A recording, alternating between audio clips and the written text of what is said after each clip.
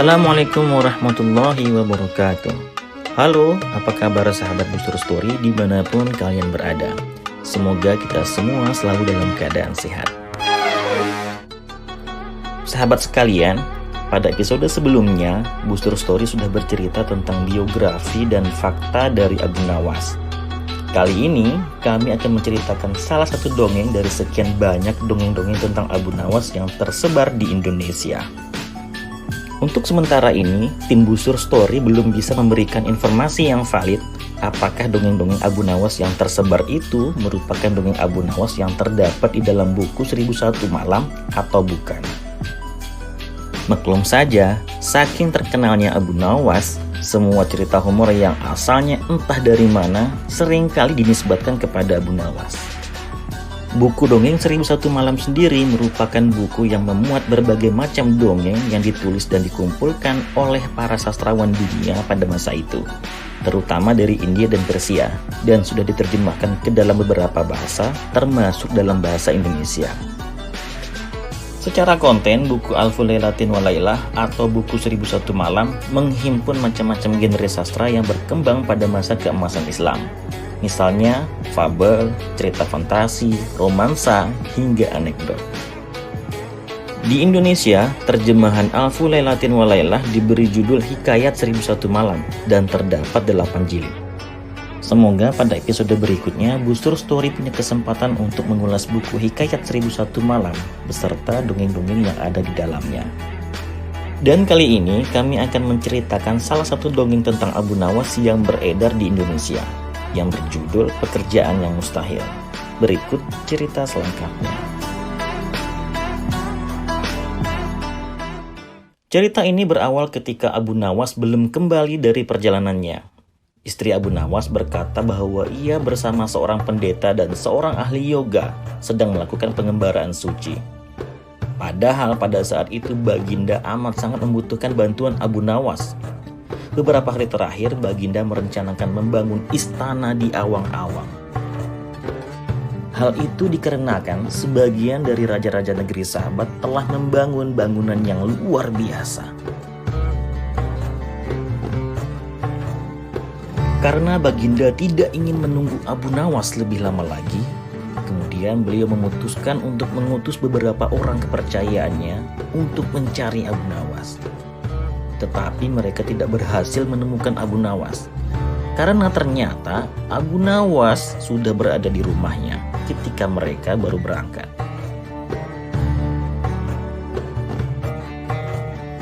Kemudian Abu Nawas pun menghadap Baginda Raja Harun ar-Rasyid. Baginda amat riang. Saking gembiranya, beliau mengajak Abu Nawas bersenda gurau. Setelah saling tukar-menukar cerita-cerita lucu, lalu kemudian Baginda mulai mengutarakan rencananya.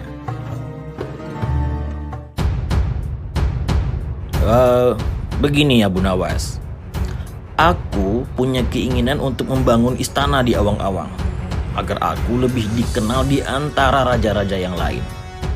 Kira-kira, adakah kemungkinan keinginanku itu terwujud, wahai Abu Nawas?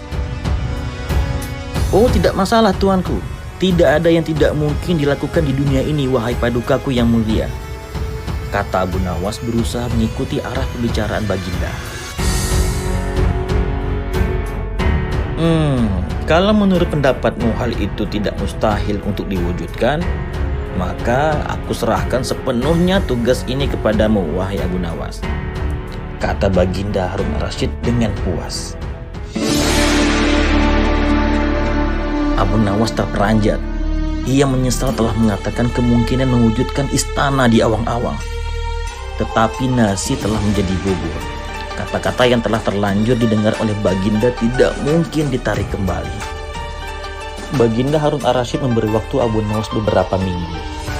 Rasanya tak ada yang lebih berat bagi Abu Nawas kecuali tugas yang diembannya sekarang.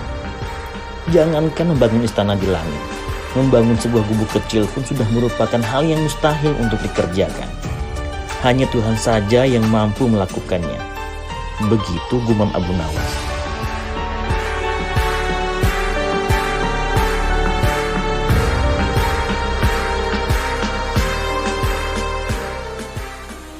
Hari-hari berlalu seperti biasa.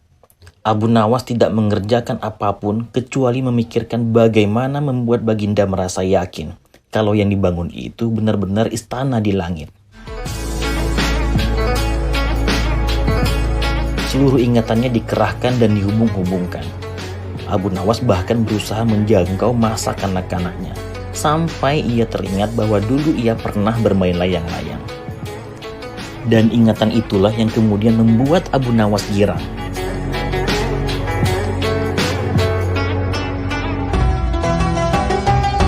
Abu Nawas tidak menyia-nyiakan waktu lagi. Ia bersama beberapa kawannya merancang layang-layang raksasa berbentuk persegi 4. Setelah rampung, Abu Nawas kemudian melukis pintu-pintu serta jendela-jendela dan ornamen-ornamen lainnya. Ketika semuanya selesai, Abu Nawas dan kawan-kawannya menerbangkan layang-layang raksasa itu dari suatu tempat yang dirahasiakan.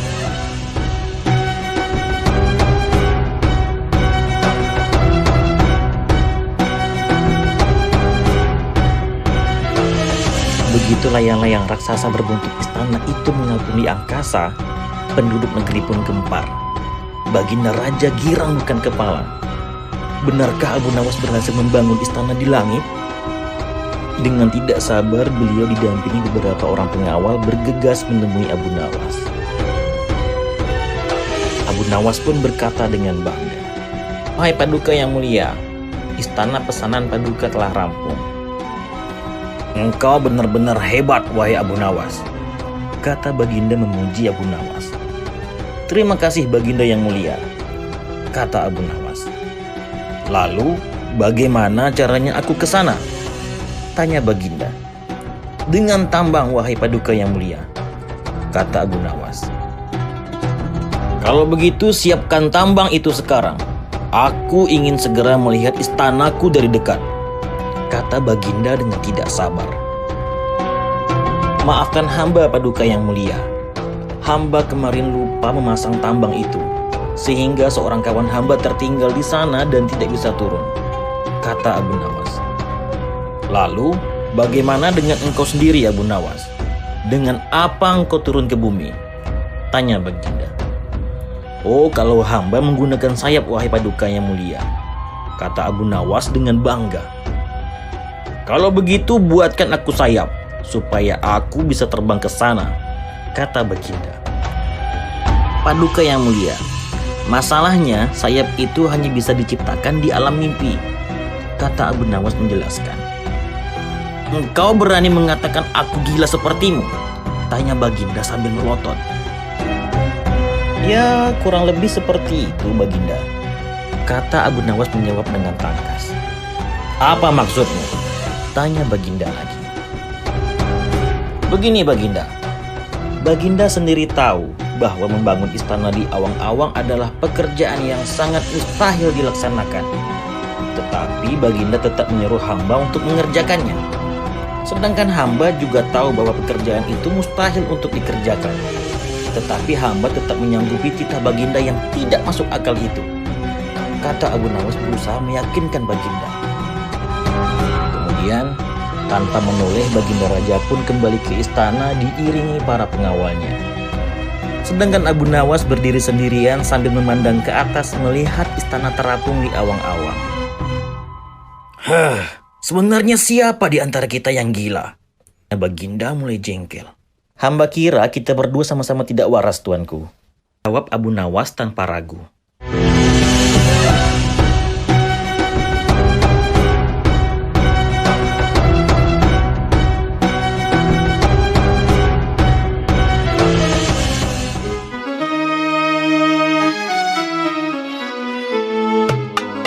Demikian dongeng Abu Nawas kali ini. Sahabat Busur Story sekalian, dongeng ini merupakan salah satu dongeng yang tersebar di Indonesia yang diyakini bersumber dari buku 1001 Malam. Dan yang namanya dongeng, cerita ini tidak bisa dijadikan sebuah landasan untuk mengetahui siapakah Abu Nawas dan Khalifah Harun ar-Rasyid sesungguhnya. Jadi cerita ini diangkat hanya sebatas untuk hiburan saja. Untuk kebenarannya wallahu a'lam. Sekian dari kami. Sampai ketemu di video berikutnya. Wassalamualaikum warahmatullahi wabarakatuh.